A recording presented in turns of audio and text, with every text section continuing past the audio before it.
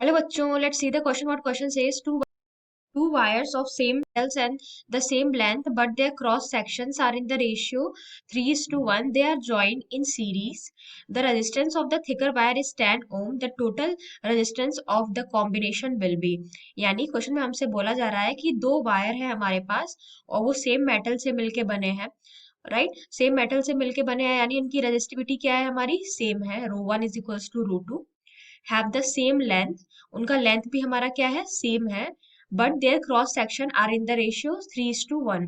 उनका cross section जो हमारा एरिया है उसका रेशियो क्या गिवन है हमें, 3:1। नाउ हमें गिवन है कि उन्हें हमने सीरीज में लगाया, so the resistance of the thicker wire is 10 ओम। यानी जो हमारा रेजिस्टेंस ऑफ थिकर वायर, अब हमारा जो एरिया वन था वो क्या था, 3 टाइम्स था as compare to area two. So जो हमारा थिकर वायर है वो कौन सा है, हमारा फर्स्ट वाला। सो उसका रेजिस्टेंस क्या है, हमारा 10 ओम।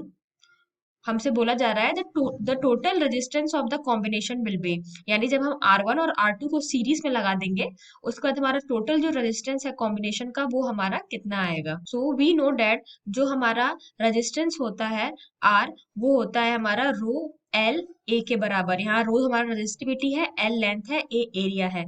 हमें क्वेश्चन में गिवन था कि उनका हमारा रजिस्टिविटी सेम है एंड लेंथ भी सेम है। इसका मतलब क्या हुआ, जो रेजिस्टेंस है वो इनवर्सली प्रोपोर्शनल आ गया एरिया के। सो R1 बाय R2 हो जाएगा हमारा क्या, A2 बाय A1 के बराबर। A2 बाय A1 हमारा क्या हो जाएगा, 1/3। सो हमारा R2 हो गया 3R1 के बराबर, राइट। और R1 हमें वैल्यू कितना गिवन था, 10 ओम। सो 3 × 10 दैट इज 30 ओम। नाउ हमने इन R1 और R2 को सीरीज में ज्वाइन कर दिया। ये हमारा R1 और ये हमारा R2, इसको हमने सीरीज में ज्वाइन कर लिया। तो इनका हमारा इक्विवेलेंट रेजिस्टेंस क्या आएगा हमें बताना है। सो इक्विवेलेंट रेजिस्टेंस इन सीरीज होता है हमारा R1 प्लस R2।